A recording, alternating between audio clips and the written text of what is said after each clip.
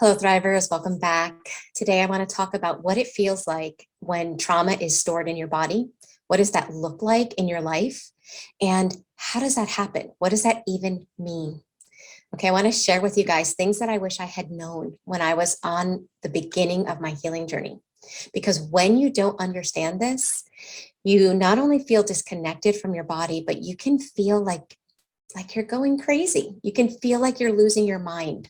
Okay, in the sense that you are so out of touch with what's going on inside. So that being said, let's just jump right in. Okay, so for example, when you have trauma in the body, the way it might show up is, let's say the person, in this case, we're talking about emotional trauma, okay, psychological trauma, either by a long-term toxic relationship or in childhood by that long-term toxic relationship where your parents were emotionally unavailable or maybe on the spectrum themselves, okay? So in those situations, you can be removed from the toxic person. But if trauma is stored in the body, what you will find is that you will be filled with sensations that control you. The sensations might feel like a hole in your chest,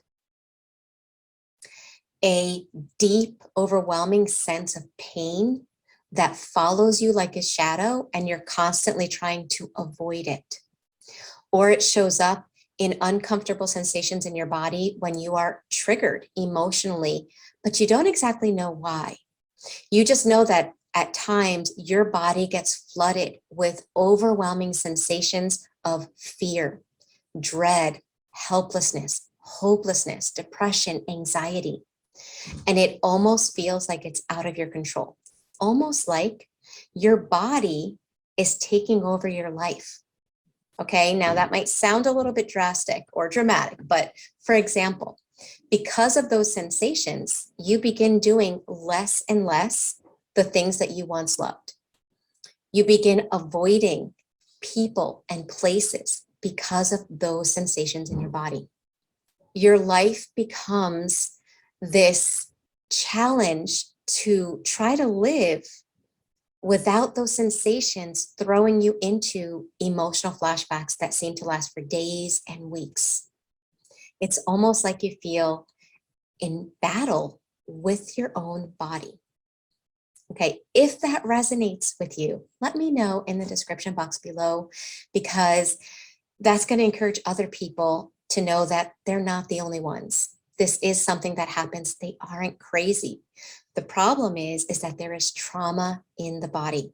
And I wish I had understood this, because when you don't understand it, it feeds that thought that there's something wrong with you and that you're crazy. And that negative loop continues to be strengthened inside of your mind, and it actually fuels the trauma. Okay, that's why I want to talk about it, because when we can normalize it, when we can make sense out of it, and we can humanize ourselves, it starts to allow us to find solutions so that we're not so focused on the problem. Because when we don't know what's going on, all we can think of is, why is this happening?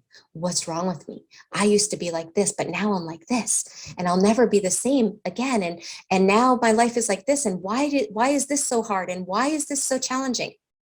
And those negative thoughts also fuel the trauma as well. Okay, so let's talk about what that phrase means, how trauma gets stuck in the body. Okay, first of all, I just want to mention that when somebody goes through trauma, there's a difference between pain and trauma. Obviously, there is pain with trauma, but not every situation is going to cause somebody to feel trauma. In fact, not to make this confusing, but two people can go through the same situation and one can have trauma and one may not have trauma. Okay, so for example, a simple example that I've used in the School of Transformation is if somebody is in a car accident, right? Two people are in a car accident, two separate accidents. To one, they're really shook up and it was emotionally challenging for them. However, they recognize that that person was driving while drunk and that happened, but they are still safe and they still trust themselves and they still know who they are, and they continue driving with no problem. There's no trauma. There's pain, physical and emotional, but there's no trauma. The other person gets into a car accident, same circumstances, but it became trauma because somewhere along the way, this person develops a belief, I'm not safe, the world isn't safe.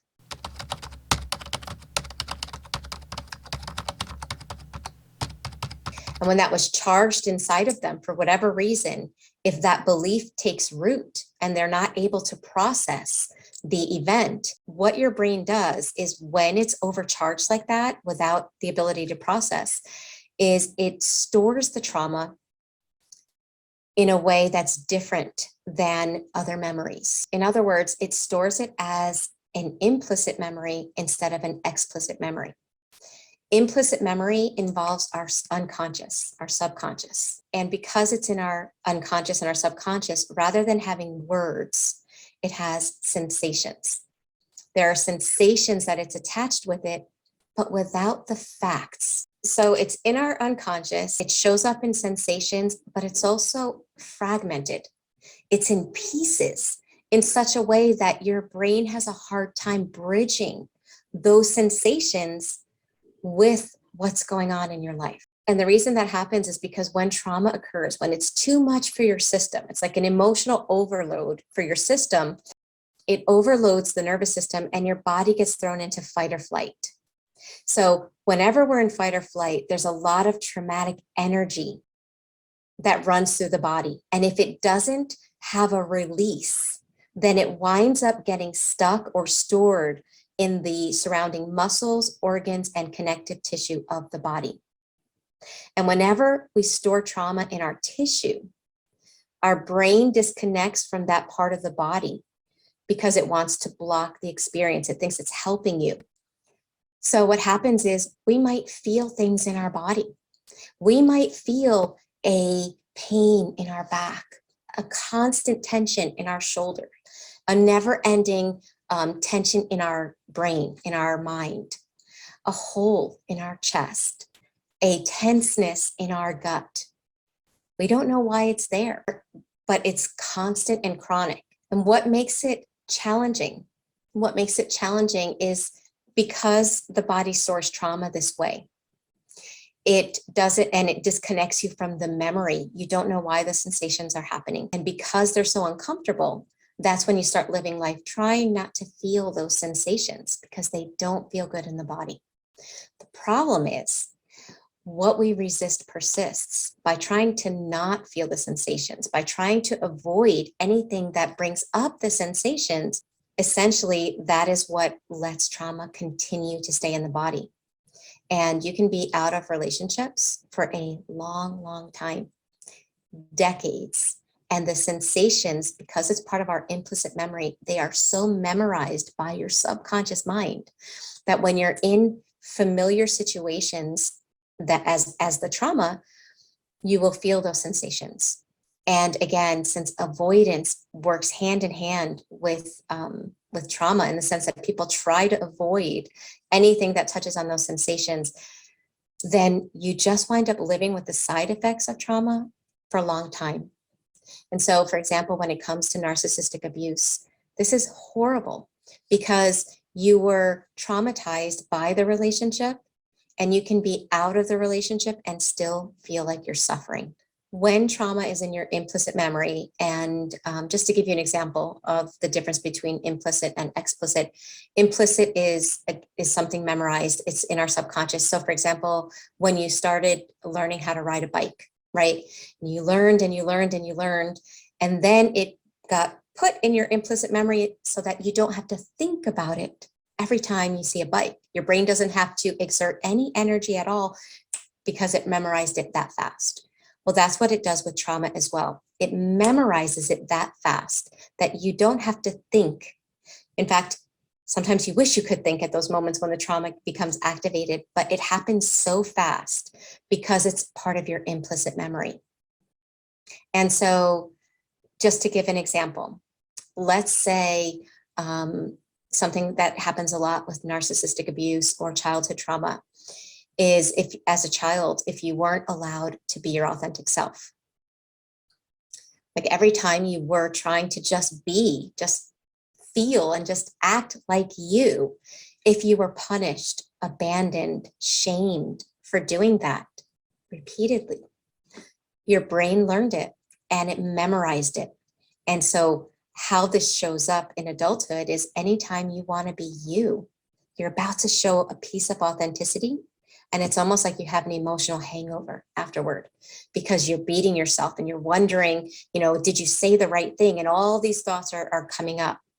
But you're not thinking about what happened to you in childhood. You're not thinking about whether or not you were allowed to be authentic. The emotions just happen without your conscious consent. Or the emotions come up when you're about to be authentic and they're so overwhelming that they stop you.